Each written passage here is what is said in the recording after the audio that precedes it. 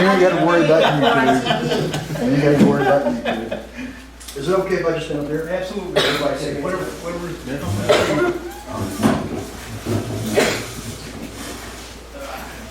I enjoyed public speaking, but I'll tell you right now, I'm a little rusty. Spoke last week with Sheriff Montgomery at Buford. I wasn't prepared for that. I was on 3 hours sleep that hadn't written anything out and was just kind of winging it. But tonight I should be a little bit more prepared. My name is John Pate. I live here in Midway, and I'm a candidate for Republican Sheriff, or Republican Party candidate for sheriff. A little bit about me. I spent 8 years in the Army National Guard. I was a combat medic. I was an EMT in Memphis for 7 years. When I wasn't doing my guard duty, I was working on the ambulances out of the fire station in Memphis. So I want to thank you all for your job that y'all do. I know that it takes a lot for you to get out of bed and go help people in a time of need and not get paid for it. Okay, I know what y'all have to do, and it's a lot of work. And I understand from talking to the chief, y'all don't get any support or training unless y'all pay or take off of work to go. So it means a lot to me personally and my family that y'all do that. So thank you very much. I'm a former police officer and sheriff's deputy. I work for Baxter County and Marion County. I was instrumental in starting the Norfolk Police Department with the help of the current, or the former mayor that was up there back when Joe Edmondson was a sheriff. I'm going to have to leave this fast enough. I'm sorry. I've worked narcotics all across the state of Arkansas. I've changed departments because my family grew. I started out in West Memphis, Arkansas. After I got into medicine, got burned out real bad because I was working at the trauma center and working on the units. Got burned out real bad after about 7 years. Decided I was going to go into law enforcement. I started off as a dispatcher in jail. And eventually got sent to the police academy, graduated Top Gun, top recruit at the academy, and concentrated on working narcotics. And I'm changed several departments. As my family got bigger, I married, had kids. You know, I moved different departments for more money across the state. I came up to Mountain Home in 2002 because my father and mother-in-law retired up here. First weekend I ever been there, I'd never even heard of Mountain Home, Arkansas before. Came up here and fell in love with the place. Came up on a Friday. By Saturday, I had a job working for Carl Mackey over in Marion County. Went to work for him, never looked back, had to go back to Memphis. Unless somebody pays me to go, I'm not going. But I've been around this area for quite a while. I've devoted most of my life to helping my community, my fellow man and people. I think my record speaks for that. 2015, how many veterans do we have in here? Thank y'all for your service. Y'all may appreciate this. 2015, I established Freedom Home for the Forgotten out in Texas. Our sole job, my sole job, was to go out and find our homeless vets, to take them food, underwear, clothing, build a rapport with them, and try to get them to come in to our property, our land, our camp. We fed them, we housed them, we got them into treatment facilities through the VA. It was a 24/7 job, trying to keep them clean and sober, making sure they went to their meetings, they made their doctor's appointments, that kind of stuff. For about every 15 we brought in, we'd only help one. It was terrible numbers. Anybody that's ever worked with alcoholism or drug abuse or something, you'll understand what I'm talking about. Everybody wants to get clean and sober, but when it comes down to it, it's really hard to do it. Personally, I don't think I could be on the streets and be completely sober. That's hard begging for money, trying to live that way. A couple of years went by, and because of medical reasons and we ran out of money and funding, we had to shut it down. So I'm kind of proud of it, but at the same time, I'm kind of upset about it because we didn't complete our mission. Okay, it's kind of a sensitive spot for me. Let's see. I've worked as a bail bondsman and a private investigator. I've been a private investigator since 2006. I got tired of being a broke police officer, to be honest with you, because they don't make anything, not in Arkansas. And I went in the private sector, and I still own a profitable business right now. We cover 4 states. I've got employees that work for me. And I pretty much sit at home on the computer all day with not a whole lot to do. Business pretty much runs itself. Do a lot of insurance work. I was speaking to the chief about arson investigation because we get calls out on arson investigation, but we don't actually investigate them. I mean, if they're obvious, then sure. You know, the mortgage is too high, 3 mortgages on one house, and it burns up. There's a can of gasoline sitting there. It's pretty obvious it was arson, but a lot of times we do all of the automobile accidents. We go back behind the state police, behind the county deputies, local police, mainly for insurance work. Very few domestics, don't like doing domestics. But been around here a long time. And they got a pretty profitable business. Nowhere not close to being rich. Let's see. Everybody here knows that we have a meth epidemic that's on the increase. It's constantly increasing. Every day it's getting worse and worse. The surge that we've seen in crime has become ridiculous, and we can pretty much all contribute it to the methamphetamine problems. Everything from simple thefts of your property that y'all worked hard and paid your hard-earned money for. Meth heads are coming and taking it. The crime rate is skyrocketing, and we can't blame the population growth simply on the fact that we're getting more people. That's not acceptable in my opinion. Even Little Mountain Home, Arkansas has had murders now. That never happened 20 years ago. A murder around here was slim to none. Now, it's just another page on the newspaper. At least that's how it seems to me. I think a lot of the older fellows in here can attest to that. What am I going to bring to the table from elected sheriff? I know everybody's thinking, why is my ass standing up here talking? What I want to do is I want to bring canines. Okay? I want to bring 4 canines put on the street. So we have coverage. The sheriff and the governor will tell you, you hire 1 deputy, you're going to need 4 to cover 24/7 throughout this county. We need 4 canines. Guess what? The canines are free. It won't cost taxpayers not a single penny. There's federal grants out there that gives us canines. The point was brought up to me the other night that, well, you got to send an officer to canine handler school. They got to be certified as canine handlers. I think everybody in here is in agreement with me that we need to employ more vets. We got a lot of vets that are out of work right now. Well, guess what? A veteran could use his GI Bill for canine handler school. It's 100% paid. No tax money. No citizens have to get involved. All they do is fill out the paperwork. Sheriff's Department signs off on it. Guess what? It's paid for. Now, how are we going to outfit those units? Y'all asking, well, everybody's ever seen a canine vehicle. It's got to have fans. It's got to have all kinds of stuff for that dog. I'm not taking a dime of salary. I'm doing it absolutely free. Am I rich? No. I live in a single wide trailer. I drive a Toyota Tundra pickup. But I'm blessed enough to be debt free. And I have people that work for me. I have office managers. I don't have to work unless I want to. That comes from hard work and dedication. A bunch of y'all know what hard work is and what it's like to get up every morning and bust your butt trying to make a living. I've been blessed enough that I'm in a position that I can say, hey, I don't need the county's money. We can use that to outfit units. We can use that for other things inside the department to help citizens in the community out.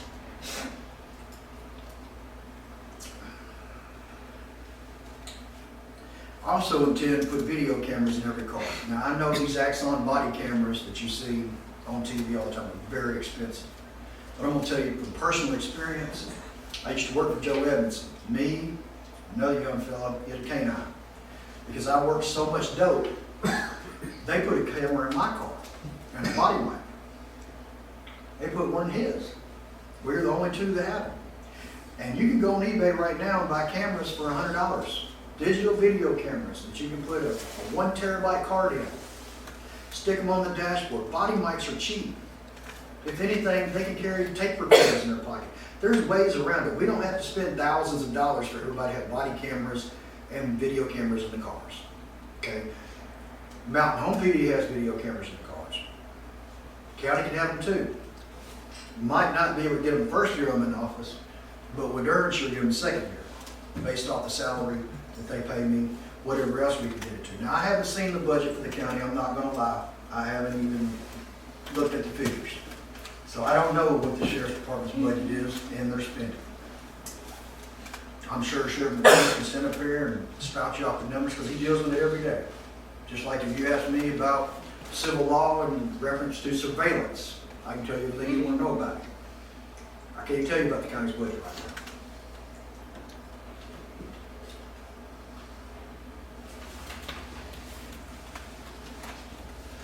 There's got to be some money somewhere. Because Sheriff's Department spent over $100,000 on a telephone system so they can see each other when they talk to each other. Little cameras, little video cameras, that kind of stuff. So there's money somewhere that can be put to other uses. That's just my opinion. And if my figures are off on that, Sheriff, I apologize. That's what was given to me.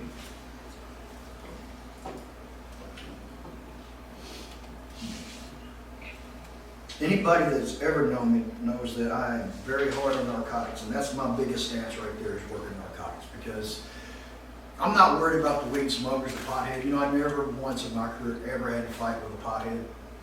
Alcoholics, yeah, drunks are mean. Potheads, they just don't want you to take their pipe. I mean, I'm telling the truth. They just want to keep their pipe or bomb. I mean, marijuana's not, it's got too many medical properties to it. I don't see a problem. As long as you're not growing it and selling it to kids and that kind of stuff, you're not driving. Stay home, smoke as much as you want, eat whatever you want. It's America, okay? Pretty sure it's going to be completely legal across the United States for recreational use in the next 10 years anyway. That's just my opinion. Some of y'all may have different opinions. Something else I want to do is I want to move the dispatch center from the sheriff's office over to the state-of-the-art 911 center. I don't know how much y'all know about that 911 center, but that's one of the best 911 centers I've ever seen. Top state-of-the-art. Now, if anybody here has ever called the sheriff's office or called 911 during the daytime for something, they tell you to hang up and call the sheriff's office. If it's daytime, you have to talk to the secretary, has to transfer you up to the jail for them to dispatch the call. In my opinion, that's precious time that's being wasted. We have been taught ever since we were little kids, call 911 for emergency. Call 911 for emergencies. Not hang up and call the sheriff's office and be transferred and have to tell secretaries, and you know, that's ridiculous. We got NCIC computers, we got warrant computers, all this stuff up in the tower inside the jail for dispatch. We're not sure. And it's necessary to have those computers, but it's also costing the county money to not only have those computers, but to run all that stuff. To man those computers, they have to send people to school to be able to run NCIC and ACIC. That's the National Crime Information Center, the Arkansas Crime Information Center. Why do we need to absorb that cost? Why can't we simply put it across the street where it will be 24/7? We don't have to hear the inmates screaming in the background when we call to dispatch somebody out because our tractor got stolen, our four-wheeler got stolen. If you've ever done it, I know I have personally done it. And had to give the same woman the information 3 times because she's popping jail doors, she's talking to jailers, the inmates yelling in the background.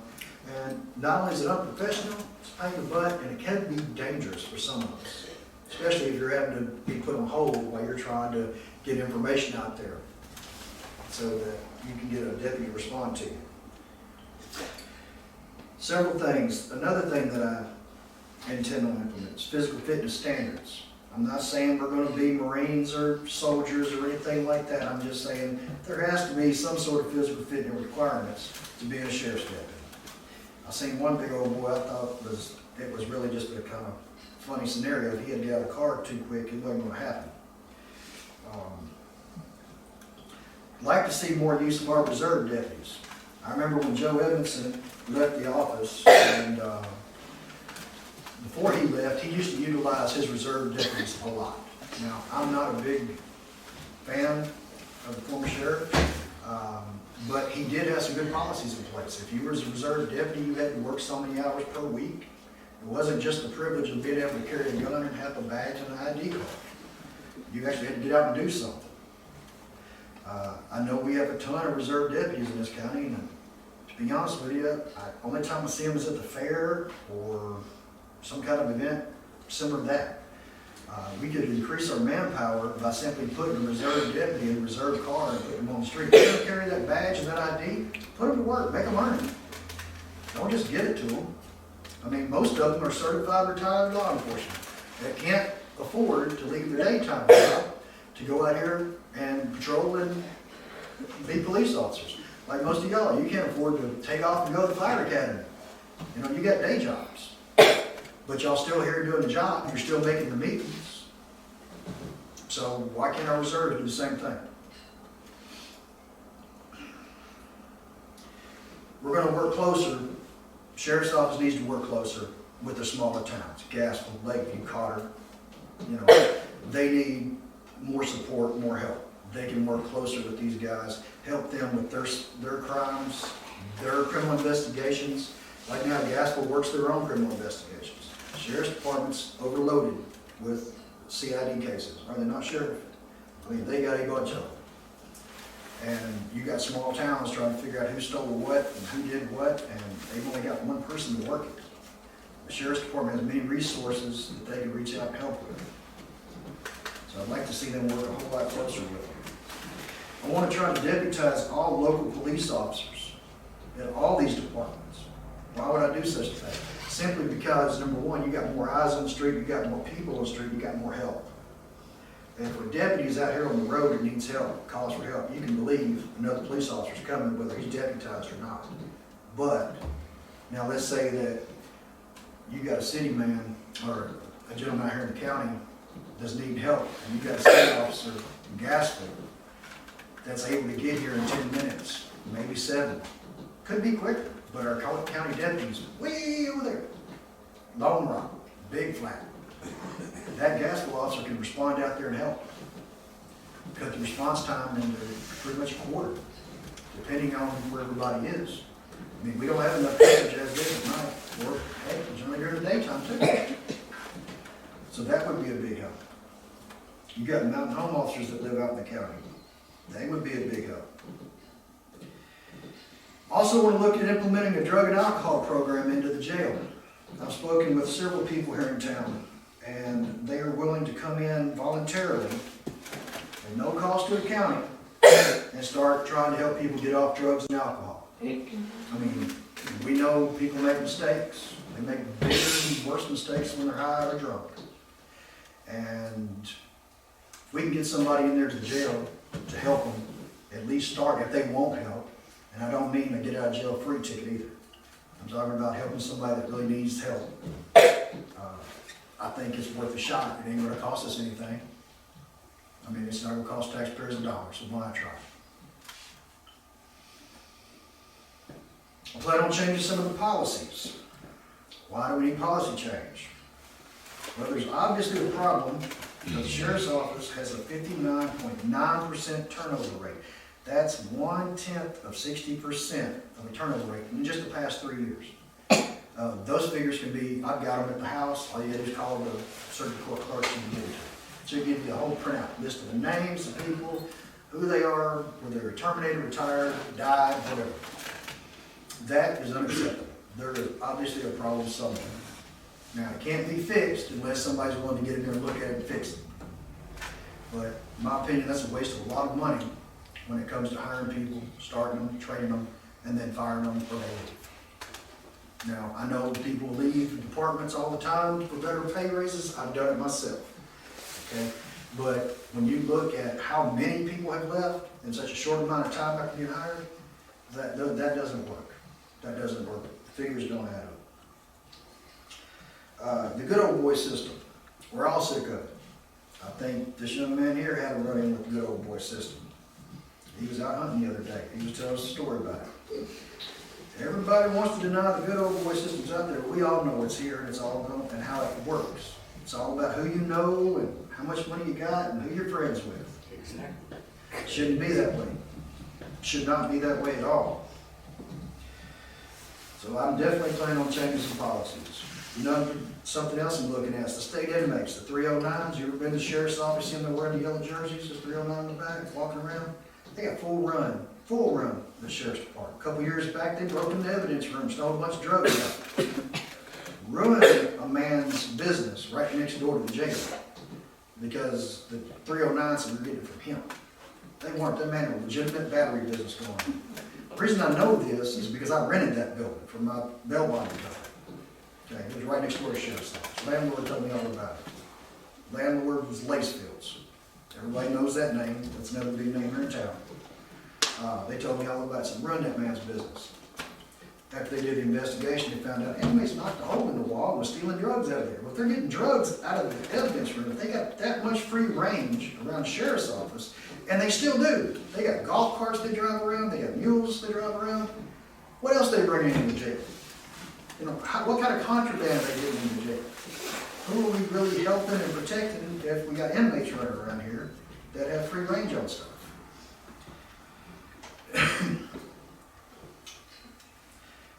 Last thing I'll say, and I'll leave you alone. I'm financing my own campaign.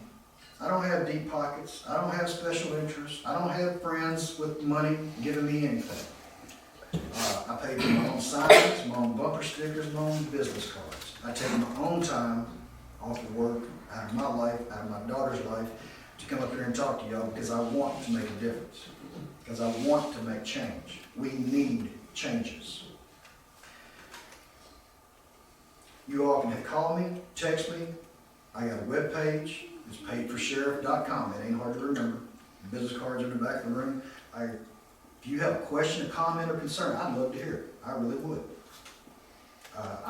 You can even hit me up on Facebook. I've got stuff up there too. Just ask yourself one simple question.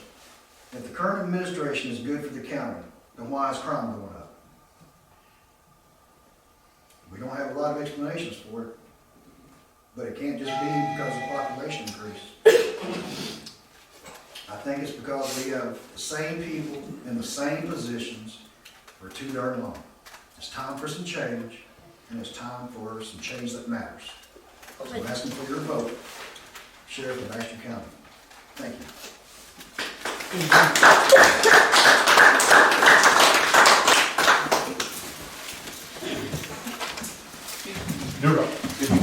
Lance, you turn that video camera off. I don't want to end up on your YouTube. No, sir. I'll take care of that. I don't have a YouTube channel.